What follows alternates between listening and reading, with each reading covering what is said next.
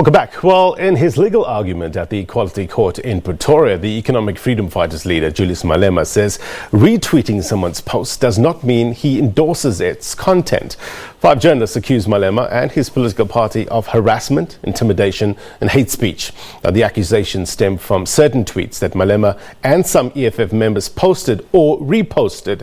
Now, the journalists are represented by the South African National Editors Forum, or SANEF. For the past 2 days, the EFF and SANEF squared off in a legal battle at the Equality Court, arguing over contents of social media posts. At the agenda, we thought we'll invite a discussion on the ABCs and those, I guess, unwritten rules of engagement on social media. Now, to help us do that, we're joined via Skype by social media analyst Preetesh Sewraj. Preetesh, thank you very much indeed for your time. Good morning. Thanks for having me on. Well, let's just break this down for us. So we heard yesterday at the Equality Court from Julius Malema that it is not necessarily an endorsement if you retweet. It's merely drawing attention, could be drawing attention to it, might not be agreeing with it. What's your thoughts on that? Yeah, I think it's a nice, easy way to go out. But for anyone on social media, what you have to realize is those little disclaimers don't really help you quite a bit. The reality is anything that you put out there on your social media accounts, to some degree, you do have some interest in the content that you're putting out there, either in agreement or trying to inform your base about it. So you can't really distance yourself as much from the content that you're putting out there. Would it help if, as one of our viewers said, that if you are retweeting something that you don't necessarily agree on, maybe put a comment on that? Completely. I agree with that completely. If you're retweeting something and it's to inform your followers, but you don't necessarily agree with it, then put a comment so that it's clear that you're not supporting the statements being made and clearly just doing this for information and as a point of argument and to challenge what is being said in that. But if it's merely just a retweet, then it can be seen as endorsement, regardless of whether you say it's an endorsement or not. Yeah. I mean, talking about endorsements, let's talk about disclaimers. I mean, often people, professional people working in the media sometimes put disclaimers that, you know, the thoughts that we put out here are not necessarily reflective of the organization we work in. Does that necessarily, having a disclaimer on your Twitter page, does that necessarily absolve you from any wrongdoing?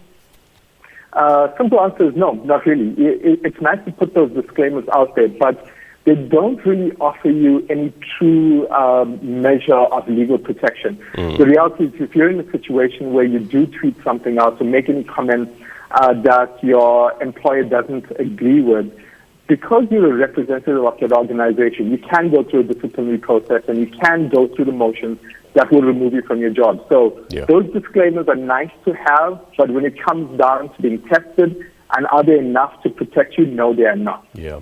What about the pushback you'll get, Preetesh, about freedom of speech and freedom of opinion? You know, where does that play in the scheme of things? Yeah, I guess those tests have to go through a legal system and go a lot further.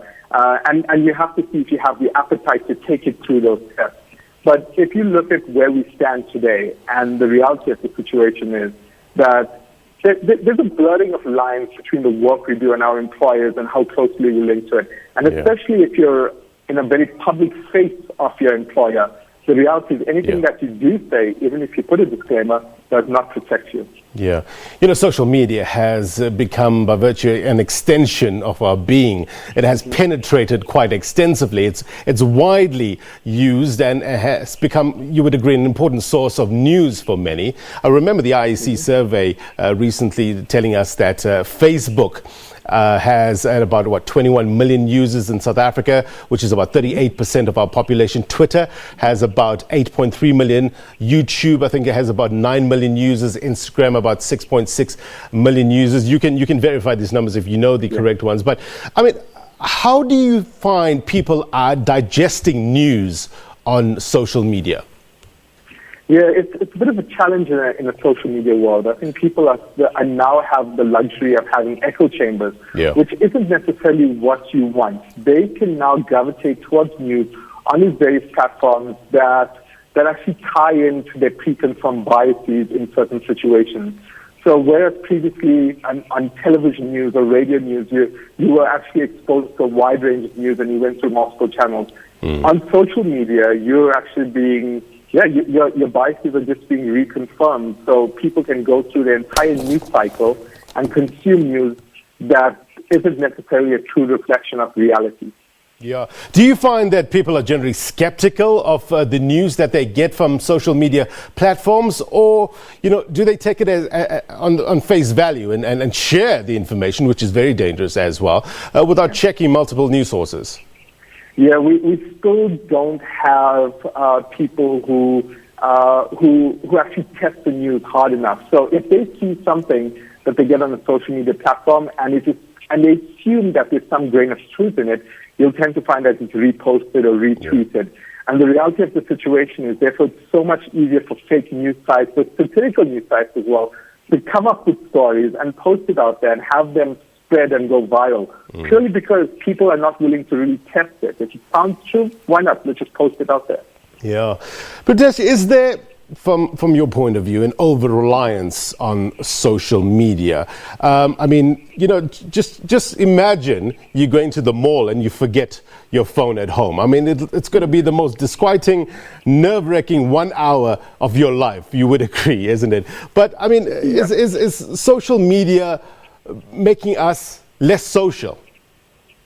Yeah, there's a whole other discussion, and that would be a whole other topic in terms of social media addiction and the impacts on our lives. But the reality is, yes, it does exist. We're connected to these devices, and there's a whole other discussion about how this is almost that bionic implants that are now where we're giving some of our memories to these devices. Therefore, they're so important. They're a psychological extension of who we are. But when it comes to social media, obviously, that's how we connect to our network and to the greater world. And if we are over-reliant on it, we do go to it. But it is a time in our society where we're in this flux, where this is going to be part of the fabric of our society, and you need to understand how we learn to use it for positive. Yeah, it goes either way, isn't it? Good or bad. So what's your advice, Preetesh, with regards to people on social media and, who's working for companies that have strict policies? It's just being okay with those policies as well, the do's and don'ts. Yeah, I think the key thing is, don't post, if you're working in the company and you want to protect yourself, don't post anything that your company or society may find offensive. Stay away from those. And as you go there and you navigate the social media landscape, if you are retweeting things, even if it looks factual, please make sure that you go into the site, verify that it's a genuine news site with proper reporting standards before you share that with your community. Yeah, I guess the advice is to read multiple sources of news and then make up your own judgment in terms of the veracity of that post. Preetesh, thank you very much indeed for your time and giving us your perspective. We truly appreciate it. Thank you so much.